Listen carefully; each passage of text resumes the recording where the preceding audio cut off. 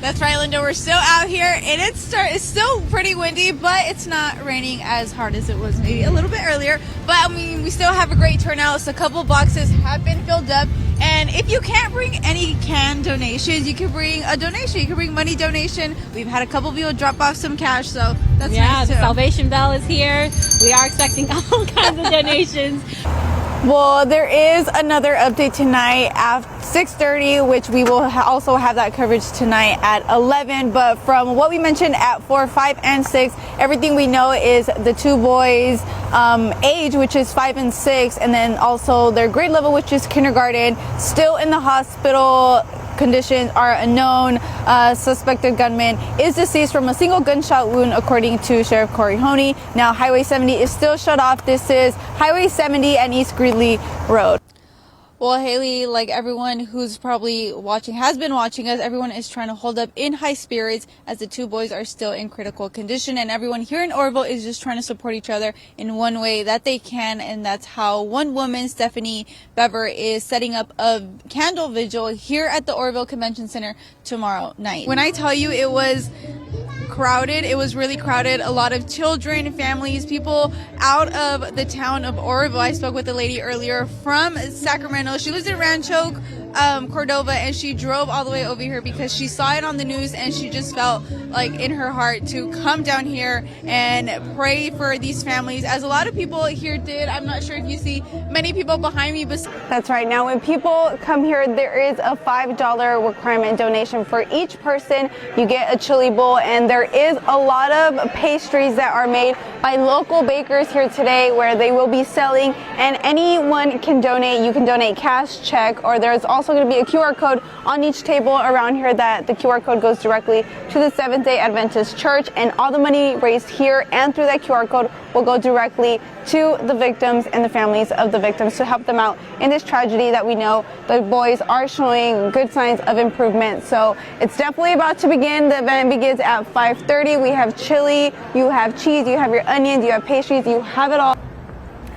Well, Ellen, we're exactly where I'm at. Not right now. There is a lot of people enjoying some restaurants. Earlier today, it was crowded down here. A lot of people were shopping. I went into the stores, and people were definitely starting their Christmas shopping. If you are heading out this evening, if you do not have to, it's mainly recommended not to, as we can avoid any traffic continuing on in these wet conditions, especially those wet roads that we have. Now, the rain is sticking around for pretty much this whole evening heading into tonight. This is 8 p.m. As you can see, still a lot of rain. It's moved a little bit onto the east side, but still wet roads. Brianda Lemus is here now with your forecast. So, Brianda, are we expecting rain throughout the evening as well?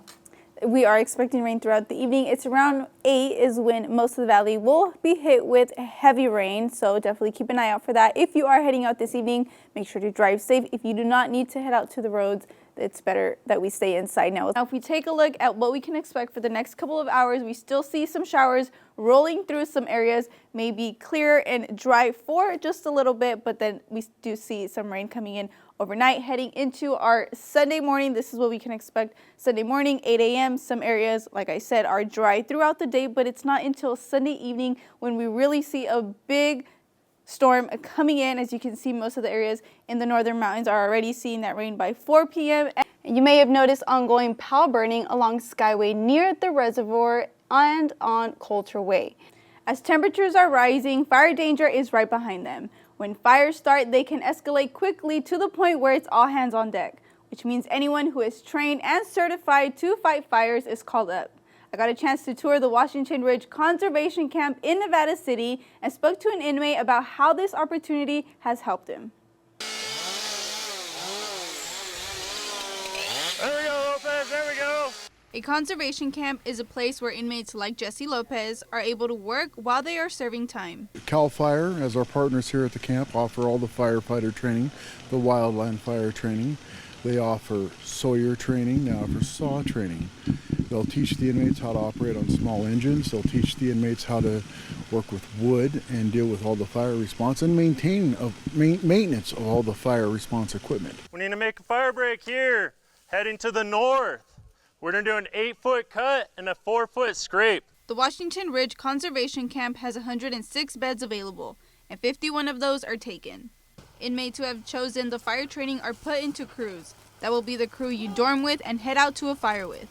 We work together, we live together, we eat together, and we have no choice but to create that bond. And it doesn't matter what race you are, we become a big family.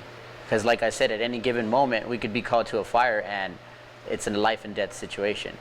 Besides all of the skills available for them to learn, they are able to receive family visits on the weekends along with accumulating pay. Crew members can earn from $3 to $5 a day and another $1 per hour from CAL FIRE during any emergency call. The atmosphere here is great because we create it. And when we are cutting line or on that fire, nothing matters but getting back home safe.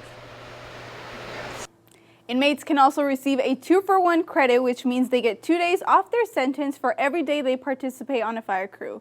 Officials in the camp also mentioned because of this credit, most of them tend to serve 6 to 10 months. In studio, Brianda Lemus for Action News Now, coverage you can count on. As of this month, about 1,800 inmates work at fire camps across the state, and about 500 are Fireline qualified crew members. This man, Michael Zylstra, is accused of embezzling more than $69,000 from local veterans organizations. Well, he had his preliminary hearing pushed back for a fourth time. Action News Now reporter Brianda Lemus I shows us the holdup. The person you can trust and really think of the world of may not be. Frustrated but hopeful is how the Disabled American Veterans Organization and the American Legion is feeling waiting another week for Michael Zylstra's preliminary hearing. Butte County District Attorney Mike Ramsey told me this is the fourth time Zylstra's hearing has been pushed back. This time it's due to a scheduled surgery and conflict in scheduling witnesses. We trusted somebody with everything we knew, and it was not the case. It was a total fabrication and embezzlement and forgery that's just shocked us to our core. We've been in Chico Post for 104 years, and this has never happened before. Can you imagine that? It's really sad. So to have this happen to us is very shameful and very disheartening.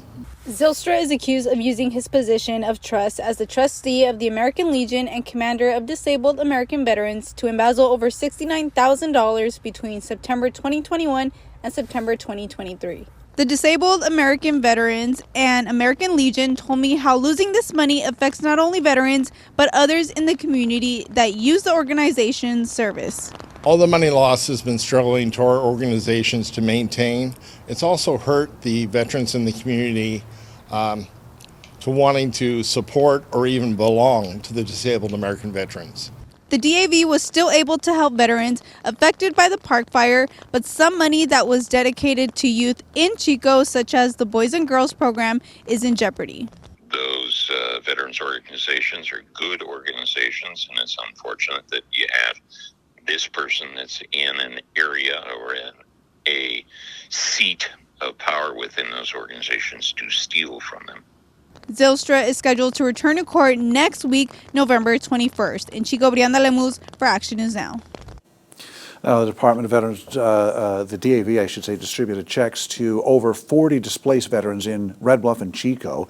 They also offered families hygiene kits and backpacks and blankets.